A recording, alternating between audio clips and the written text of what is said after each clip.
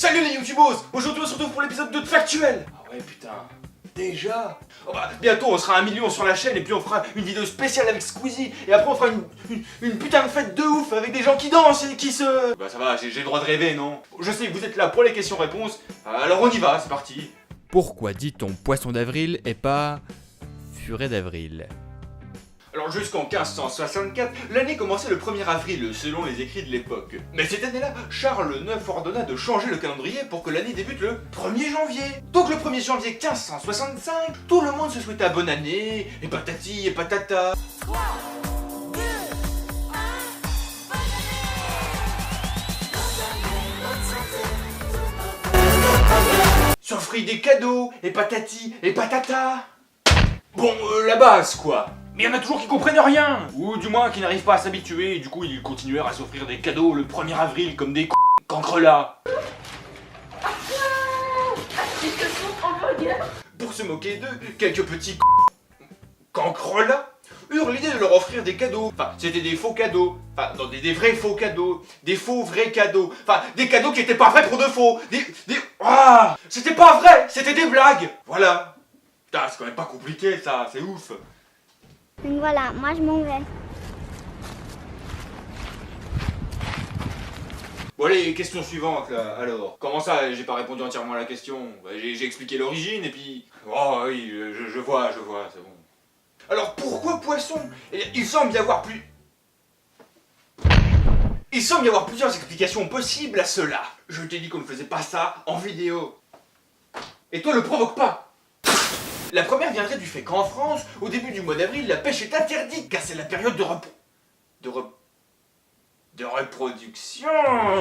Attendez-moi! Bref, des rigolos eurent encore l'idée de faire des farces aux pêcheurs en leur offrant de faux poissons. Ou bien une histoire plus récente qui nous vient du XXe siècle voudrait que le poisson, symbole du carême, cette période dans la religion chrétienne où il ne t'autorisait de manger que du poisson, fut le symbole de l'amour, de l'amitié, du bonheur. Oh, ça transpire la joie de vivre! Alors les gens s'envoyaient des petites cartes du 1er avril illustrées avec des poissons. Qu'est-ce que c'est mignon! Pourquoi toutes les routes du midi de la France sont bordées par des platanes? Avec des questions pareilles, on va finir par croire que je suis fan de Napoléon, moi. Alors pour de nombreux automobilistes qui critiquent cette implantation en disant oui mais c'est un peu dangereux quand même quand on conduit, si on prend une mauvaise trajectoire et tout. Et à l'auto-école, on t'apprend à conduire en jonglant? Bonjour et bienvenue, vous êtes avec aujourd'hui nous allons voir comment démarrer et arrêter la voiture en première. Donc pour démarrer la voiture, c'est tout simple. C'est quand même pas dur de tenir un volant dans ses mains quand même. Quoi, comment ça je meuble parce que j'ai pas grand chose à dire sur le sujet? Bah oui je meuble, oui. Bon de toute façon, les arbres étaient là bien avant nos voitures, donc... Remontons une fois de plus à l'époque napoléonienne. Engagées dans pas mal de conflits un peu partout sur le continent, les troupes devaient parfois effectuer de longs trajets à pied ou à cheval, mais seulement pour les grader. Alors imaginez en plein soleil, les soldats auraient été dans un piteux état. Napoléon prit donc la décision de planter des platanes le long des grands chemins de France pour mettre à l'ombre son armée. Et par grand chemin, j'entends pas les autoroutes A31, A654 ou c'est bon les vacances hein. Nous avons exactement 836 km à avaler. Si ça pouvait s'avaler aussi rapidement que des frites McDo. On est parti? Bah je t'attends. Pourquoi des platanes? Bah j'en sais rien moi, certainement pour la robustesse de l'espèce et ses grandes feuilles. Voilà.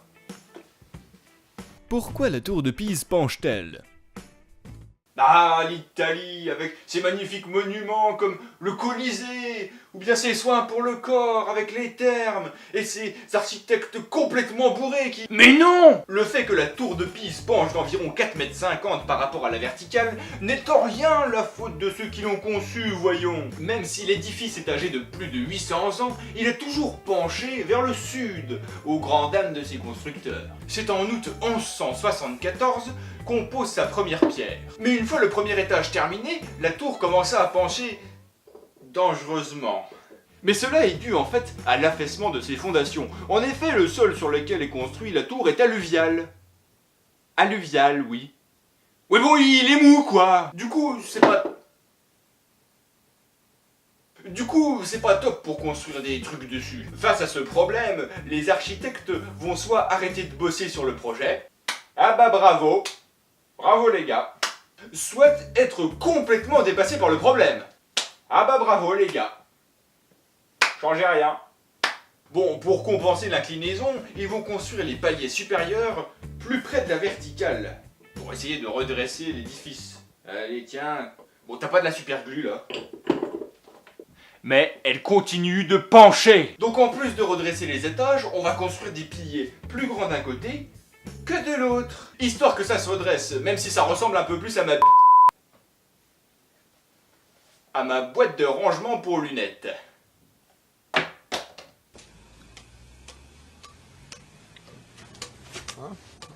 Wahnsinn, ey, Wahnsinn, ich halt's nicht aus. Ich pack's nicht. Wahnsinn! Super! Hammerhart. Und la tour est achevée en 1350, lorsque la salle des cloches est ajoutée avec un angle spécifique également, et en prenant soin de placer les cloches les plus lourdes du côté nord. Bah oui, puisqu'elle penche au sud. T'écoutes rien? À l'heure actuelle, la tour fait 56 mètres de haut, et elle ne tombera que dans 175 ans. Et oui, parce que chaque année, même avec la technologie moderne, elle s'enfonce et s'affaisse de moins d'1 millimètre. Donc toi, homme du futur qui regarde cette vidéo dans 200 ans, va voir sur Google Images à quoi ça ressemblait. À moins que... Attends, est-ce que Google existe encore? Oh mon Dieu! Bah oui, je me demande vraiment pourquoi les gens sont à fond dedans, wesh. Mais je te jure, ils me posent des questions et tout, alors qu'ils pourraient aller voir sur internet. Parce que c'est ce que je fais, moi, au final, de toute façon. Mais ils sont vraiment trop cons, hein. Oui, attends, je te laisse. Oui, bisous, je te laisse. Voilà, Factuel, c'est terminé pour aujourd'hui. On continue sur ce même principe. Posez-moi vos questions en commentaire pour que j'y réponde dans le prochain épisode. Quant à moi, j'ai une question pour vous. Pourquoi est-ce que vous êtes toujours pas abonné? Pourquoi vous suivez pas sur les réseaux sociaux, hein? Sur Facebook, sur Twitter, sur Instagram? Et pour ça, vous êtes les seuls à avoir la réponse. La bise! Oui, vous. Cliquez sur la playlist pour découvrir l'émission principale de la chaîne, History.